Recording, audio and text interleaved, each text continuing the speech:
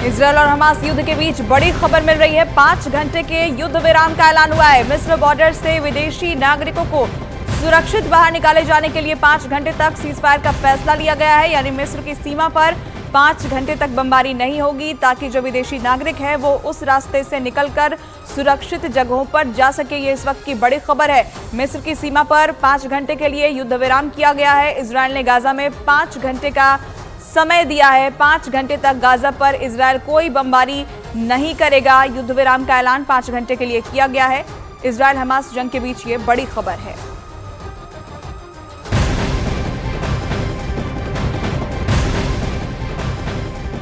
Israel पर आतंकी संगठन हिजबुल्लाह ने फिर से हमला किया है। हिजबुल्लाह ने इजरायल सेना की पोस्ट को निशाना बनाया। इजरायल लेबनान सीमा पर तनाव बढ़ रहा है। हिजबुल्लाह और इजरायली सेना के बीच रविवार को झड़प के बाद दक्षिणी लेबनान में तटीय शहर नकोरा में संयुक्त राष्ट्र शांति मिशन के मुख्यालय पर एक रॉकेट से हमला किया गया। इजरायल सेना पर यह हमला हुआ। इजरायल सेना की चौकी पर यह अटैक किया गया। इजरायल लेबनान सीमा पर भी तनाव बढ़ता हुआ दिखाई दे रहा है और युद्ध का एक अलग मोर्चा वहां तैयार होता हुआ नजर आ रहा है। इजरायली सेना पर आपको बता दें कि हिजबुल्लाह की तरफ से यह अटैक किया गया। इजरायल सेना की चौकी को निशाना बनाया गया। वहीं इजरायल और हमास के बीच चल रहे जंग के बीच फिलिस्तीनियों के साथ एकजुटता दिखाने के लिए पाकिस्तान के कराची में हजारों लोगों ने रैली निकाली और इजरायल के खिलाफ जमकर नारे लगाए। कराची की सड़कों पर प्रदर्शनकारियों का ही कब्जा दिखाई दिया। सड़कों पर पैर रखने तक की जगह नहीं थी। सड़क पर उतरे लोगों ने फिलिस्तीन को समर्थन देने के लिए उसके झंडे के साथ प्रदर्शन किया और एकजुटता दिखाते हुए नारेबाजी की। कराची में निकाली गई उस रैली में न सिर्फ पुरुषों ने हिस्सा लिया, बल्कि महिलाएं भी उसमें शामिल दिखाई दी। हमास और इजरायल के बीच जब से जंग शुरू हुई है, तब से कई मुस्लिम देश फिलिस्तीन के समर्थन में लगातार रैली निकाल रहे हैं। हमास और इजरायल के बीच जारी जंग से तेल अवीव के लोग खौफ से भर गए, क्योंकि हमास लगातार इजरायल के लोगों को निशाना बना रहा है। और इसलिए लोग घरों से निकलने से पहले 100 बार सोच रहे हैं, क्योंकि बाहर निकलने के बाद दोबारा घर तक सुरक्षित वापसी हो पाएगी, इसकी कोई गारंटी नहीं है। वहाँ की एक महिला ने अपना दर्द बयां करते हुए हमास के खौफ की कहानी सुनाई। उसके मुताबिक उसकी बेटी बाहर एक पार्टी में गई थी, लेकिन वो वापस घर नहीं पहुंची। Rockets are falling on us now, mommy. We don't know what to do. It's an open space. Hamas के ठिकानों पर इजरायल की सेना लगातार भीषण हमले कर रही है, लेकिन इसके बावजूद हमास पीछे हटने की बजाय इजरायल के लोगों को निशाना बना रहा है। इजरायल और हमास के बीच जंग जारी है, लेकिन इसी बीच उत्तर प्रदेश के लखीमपुर खीरी से चौंका देने वाला एक मामला सामने आया। आरोप लग गए कि वहां एक पुलिसकर्मी ने फेसबुक पर फिलिस्तीनियों के लिए चंदा मांगा, लेकिन जैसे ही उसकी पोस्ट वायरल हुई, एसपी ने तुरंत आरोपी पुलिसकर्मी को निलंबित कर दिया। इतना ही नहीं, उसके खिलाफ जांच के भी आदेश दे दिए। उसकी शिकायतें मिली हैं, वो सारी चीजों को दृष्टिगत रखते हुए भविष्य में अगर दोषी पाया जाता है तो उसके विरुद्ध कठोर कार्रवाई। सोहेल अंसारी नाम के उस पुलिसकर्मी पर फिलिस्तीन के समर्थन में चंदा मांगने का आरोप लगा, जिसके बाद उसके खिलाफ कार्रवाई हुई। आज केंद्रीय गृह मंत्री अमित शाह छत्तीसगढ़ के दौरे पर रहेंगे। दरअसल आज पूर्व सीएम और बीजेपी के राष्ट्रीय उपाध्यक्ष रमन सिंह अपना नामांकन दाखिल करेंगे। दोपहर करीब 12 बजे रमन सिंह नामांकन भरेंगे और उस वक्त केंद्रीय गृह मंत्री अमित शाह भी वहां मौजूद रहेंगे। दोपहर 12 बजे आपको बता दें कि रमन सिंह अपना नामांकन भरेंगे और उनके नामांकन के वक्त अमित शाह वहां पर मौजूद रहेंगे। आज छत्तीसगढ़ के दौरे पर हैं केंद्रीय गृह मंत्री अमित शाह और दोपहर 12 बजे पूर्व सीएम रमन सिंह के नामांकन भरने के दौरान वो उन्हीं के साथ मौजूद रहेंगे।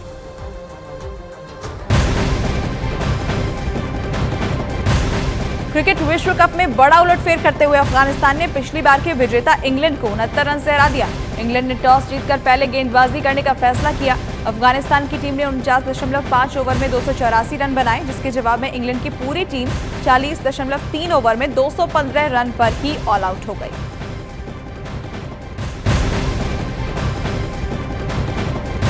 हमास से जंग के बीच इजरायल के पीएम बेंजामिन नेतन्याहू ने अमेरिकी राष्ट्रपति जो बाइडेन को तेल अवीव आने का न्योता दिया है। कल शाम को हुई कैबिनेट की आपात बैठक के बाद पीएम नेतन्याहू ने अमेरिकी राष्ट्रपति को तेल अवीव आने का न्योता दिया। माना जा रहा है कि ईरान और हिजबुल्लाह पर नकेल कसने के लिए इजरायल ने यह फैसला लिया है। गाजा में एक हफ्ते से चारों ओर तबाही जारी है। इजरायल के हवाई हमले के बाद हालात लगातार बिगड़ते जा रहे हैं। इजरायल की सेना के हवाई हमले में गाजा के कई इलाकों में अफरा तफरी का माहौल दिखा। हवाई हमले की चपेट में रिहायशी इलाके भी आ रहे हैं। इसी दौरान एक शरणार्थी कैंप भी हमले की चपेट में आ गया। इस हमले में कई लोगों के मरने की आशंका जताई गई। हमले के बाद कई घर मलबे में बदल गए। इस दौरान कई लोग मलबे में दब गए। स्थानीय लोगों के द्वारा मलबे के नीचे से कई लोगों को निकालते देखा गया। इस दौरान घरों में आग लगी दिखी। पूरा इलाका धुआं दिखाई दिया। इसी दौरान आसपास के लोग और दमकल कर्मी आग बुझाते भी नजर आए। बताया गया कि रविवार को हवाई हमले में गाजा में 300 से ज्यादा लोगों की मौत हो गई, वहीं 800 से ज्यादा लोग घायल हो गए। उधर पोप फ्रांसिस ने इजरायल और फिलिस्तीन के हालात पर दुख जताया और दोनों पक्ष से शांति की अपील की। इसके साथ ही पोप फ्रांसिस ने गाजा में मानवीय गलियारा बनाकर लोगों की मदद करने का आह्वान किया। उन्होंने हमास से बंधक बनाए गए लोगों को छोड़ने की अपील फिर से दोहराई। Tanto dolore quanto accade in Israele e in Palestina. Ripenso ai tanti, in particolare ai piccoli e agli anziani. इससे पहले भी पोप फ्रांसिस ने हमास द्वारा इजरायल पर किए गए हमले पर दुख जताया था, लेकिन अब उन्होंने गाजा के लोगों के लिए मानवीय गलियारा बनाने की अपील की। इसके साथ ही पोप फ्रांसिस ने 17 अक्टूबर को लोगों से शांति के लिए प्रार्थना और उपवास पर रहने की अपील की। गाजा में इजरायल की बमबारी से करीब 2500 लोग मारे जा चुके हैं। इनमें करीब 800 तो बच्चे हैं। हमास ने ऐसे वक्त में इजरायल से पंगा लिया है जब इजरायल में फिलिस्तीनियों के लिए सबसे ज्यादा खतरनाक शख्स प्रधानमंत्री के रूप में काम कर रहा है।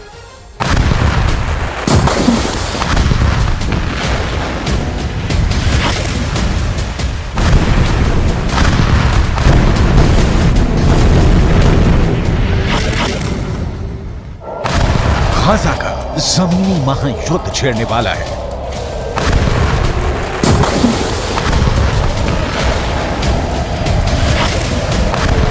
करीब 350 वर्ग किलोमीटर लंबी पट्टी अब खूनी पट्टी बनने वाली है।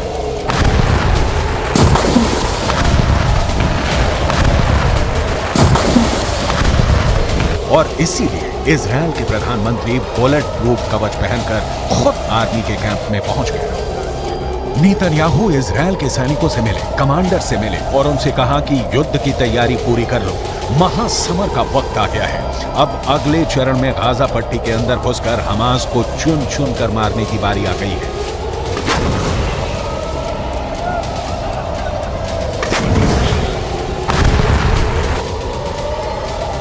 हमास ने ऐसे वक्त में इजरायल से पंगा लिया है जब इजरायल में फिलिस्तीनियों के लिए सबसे ज्यादा खतरनाक शख्स प्रधानमंत्री के रूप में काम कर रहा है।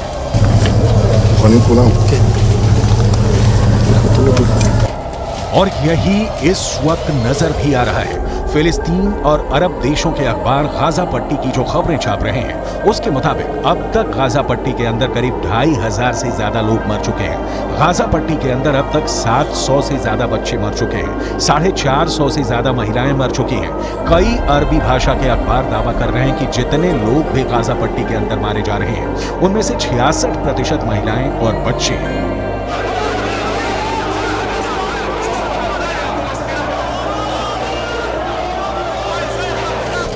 गाजा पट्टी के हालात इस वक्त ये हैं कि गाजा पट्टी के अंदर 35,000 फिलिस्तीनी सिर्फ एक अस्पताल अल शफा में शरण लिए हुए हैं और उन्हें उम्मीद है कि इजरायल यहां पर एयर बॉम्बिंग नहीं करेगा क्योंकि ये एक अस्पताल है। लेकिन अगर यहां भी हमास ने अपना अड्डा बना लिया तो फिर क्या होगा, ये इजरायल ही तय करेगा। फिलहाल यूक्रेन को बमबारी करके और मिसाइलों पर मिसाइलें बरसाकर लहूलुहान करने वाले पुतिन गाजा पट्टी के दर्द से तड़प रहे हैं। 7 अक्टूबर को जब इजरायल पर हमास ने आतंकवादी हमला किया था, करीब 48 घंटे तक पुतिन चुप्पी साधे रहे। उनका कोई बयान सामने नहीं आया। लेकिन हमले के 2 दिन बाद पुतिन ने बेहद रणनीतिक हमला करते हुए अमेरिका पर यह निशाना साधा कि अमेरिका की मिडिल ईस्ट पॉलिसी फेल हो गई है। К сожалению, мы видим резкое обострение ситуации на Ближнем Востоке. Я думаю, что многие согласятся со мной в том, что это яркий пример провала на политике Соединенных Штатов на Ближнем Востоке, которые пытались монополизировать урегулирование, но, к сожалению, не были озабочены поиском компромиссов, приемлемых для обеих сторон, а наоборот, выдвигая свои собственные представления о том, как это должно быть сделано, оказывали давление на обе стороны, именно на обе, то на одну, то на другую. इजराइल और हमास के इस युद्ध में एक बड़ा सीक्रेट किरदार रूस का भी है। इजराइल और हमास के इस युद्ध से रूस को फायदा ही हुआ है। एक तरफ सऊदी अरब और इजराइल के बीच समझौता खटाई में पड़ गया है, तो दूसरी तरफ अरब के इस्लामिक देशों में अमेरिका के खिलाफ नफरत भड़क उठी है।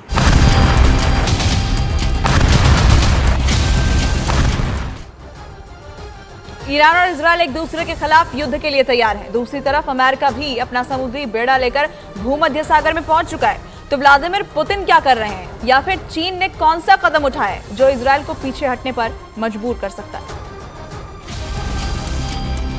लेबनान में हजारों लोग सड़कों पर उतरकर इजरायल के खिलाफ नारे लगा रहे हैं। जॉर्डन में 70,000 लोग अमान में उस वक्त सड़कों पर उतर आए जब अमेरिका के विदेश मंत्री एंटनी ब्लिंकन जॉर्डन में ही मौजूद थे। इसी तरह तुर्की में भी जमकर विरोध प्रदर्शन हुए हैं। इजिप्ट में भी ये आग सुलगी हुई है और इसीलिए अमेरिका के विदेश मंत्री को मेहनत करनी पड़ रही है। मिडिल ईस्ट में भागा दौड़ी करनी पड़ रही है। जॉर्डन, कतर, सऊदी अरब और संयुक्त अरब अमीरात के दौरे पर अमेरिका के विदेश मंत्री एंटनी ब्लिंकन जा चुके हैं और अब एक कदम आगे बढ़ाते हुए बेहद कूटनीतिक तरीके से पुतिन ने इजरायल पर निशाना साधते हुए कहा है कि इजरायल पर हमला हुआ है। हमला जरूर गलत है, लेकिन गाजा पट्टी पर अंधाधुंध बमबारी भी गलत है।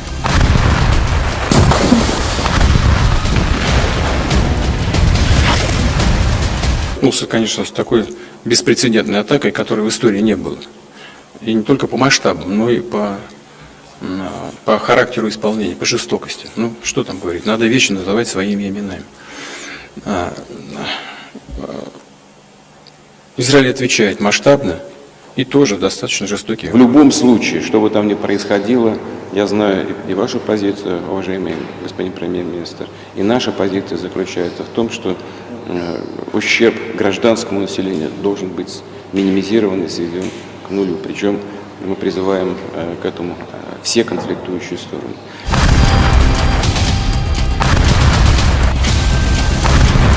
पुतिन ने गाजा पट्टी में जारी बमबारी और घेराबंदी की तुलना लेनिनग्राद की जंग से कर दी है। लेनिनग्राद का युद्ध बहुत क्रूर युद्ध था जो जर्मनी के हिटलर और रूस के स्टालिन के बीच हुआ था। लेनिनग्राद का युद्ध दूसरे विश्व युद्ध का सबसे अहम युद्ध था जिसमें 15 लाख लोगों की मौत का अनुमान है।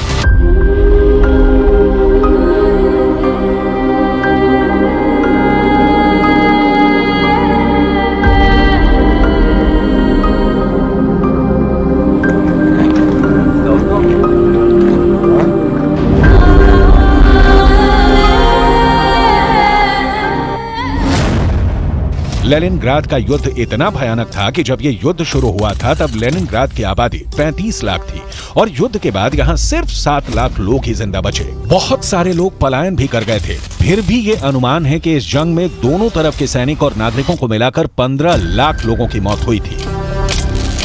О том, что вот в отношении сектора Газы могут быть предприняты меры военного и невоенного характера такого же плана, как и во время блокады Ленинграда в ходе Второй мировой войны. Но мы же понимаем, с чем это связано. И, на мой взгляд, это неприемлемо. 2 с лишним миллиона человек там живет.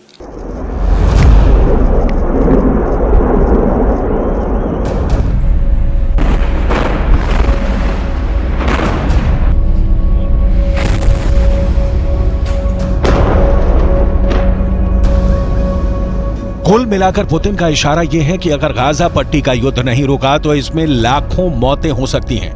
यही वजह है कि पुतिन ने इजरायल के प्रधानमंत्री बेंजामिन नेतन्याहू को चेतावनी दी है कि गाजा में नागरिकों को कम से कम नुकसान पहुंचाया जाए।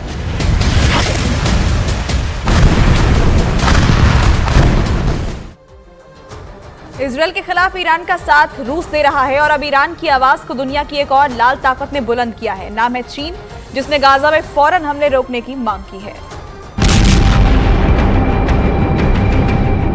इतना ही नहीं, ये बिल्कुल साफ नजर आ रहा है कि इजरायल के मुद्दे पर भी चीन और रूस का एक गठबंधन नजर आने लगा है, क्योंकि अब चीन के विदेश मंत्री वांग यी ने भी बिल्कुल साफ कर दिया है कि गाजा पर इजरायल की बमबारी अब आत्मरक्षा के दायरे से बाहर निकल चुकी है।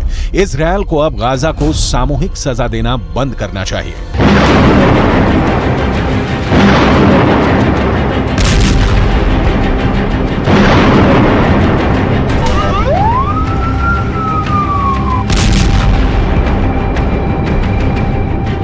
यानी कि अब देखा जाए तो दुनिया लगातार रूस और अमेरिका की अगुवाई में 2 हिस्सों में बढ़ती हुई दिख रही है। एक तरफ रूस के नेतृत्व में वो देश हैं जिनका कहना है कि अब इजरायल को गाजा पट्टी पर हमले बंद करने चाहिए, और दूसरी तरफ अमेरिका के नेतृत्व में यूरोप के कई देश हैं जो ये मानते हैं कि हमास एक खूंखार आतंकवादी संगठन है और अब उसको उसकी करतूतों की सजा देना इजरायल का कर्तव्य और अधिकार है। यूरोपियन यूनियन की प्रेसिडेंट उर्सुला वॉन ने भी इजरायल के प्रधानमंत्री से मुलाकात की है और उनके बीच हुई बातचीत काफी अहम है।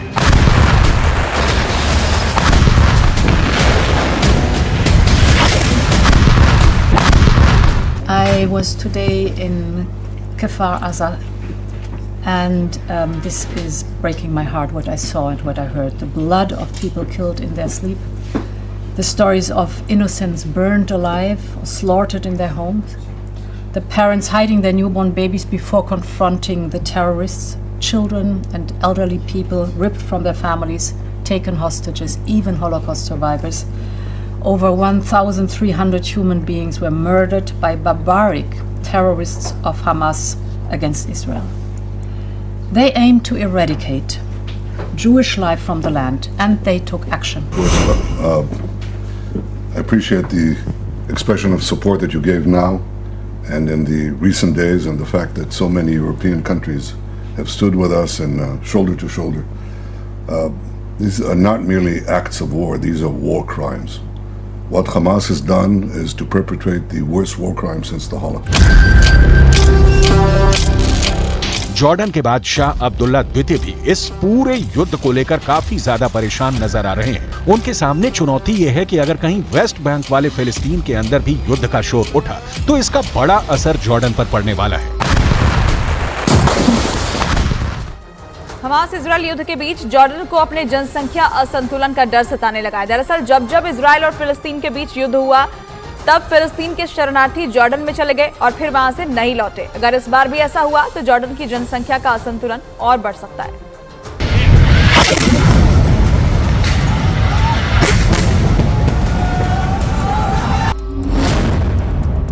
ये मैप जरा ध्यान से देखिए। फिलिस्तीनियों का कब्जा फिलहाल दो जगहों पर है। पहला वेस्ट बैंक जो यरूशलेम के आसपास का इलाका है और दूसरा गाजा पट्टी। जॉर्डन के बादशाह को यह डर है कि अगर गाजा में हमास ने युद्ध शुरू किया तो फिर वेस्ट बैंक के अंदर से भी हमास के लोग इजरायल के खिलाफ युद्ध छेड़ सकते हैं। 7 अक्टूबर के बाद से ही इस पूरे इलाके के अंदर तनाव है और वेस्ट बैंक में भी इजरायली सेना की कार्रवाई में लोग मरे हैं। इस वक्त वेस्ट बैंक के अंदर हालात ये है कि यहाँ महंगाई बहुत ज्यादा बढ़ गई है क्योंकि लोग भारी मात्रा में खाने पीने का सामान लंबे समय तक के लिए इकट्ठा कर रहे हैं। जॉर्डन को अपनी जनसंख्या के अंदर असंतुलन का खतरा सता रहा है। दरअसल जॉर्डन की कुल आबादी करीब 1 करोड़ है और इनमें से 10 लाख लोग फिलिस्तीनी शरणार्थी हैं, यानी जॉर्डन की 10% आबादी फिलिस्तीनी है।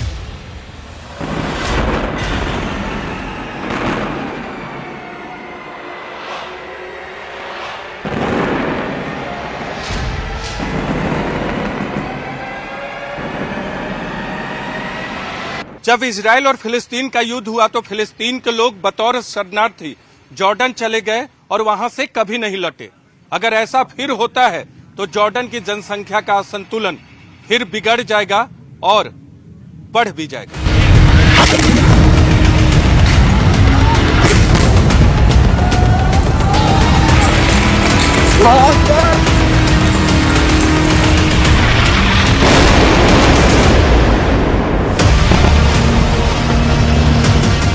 और यही वजह है कि जॉर्डन भी सऊदी अरब और यूएई के साथ मिलकर किसी तरह शांति की स्थापना की कोशिश में जुटा हुआ है।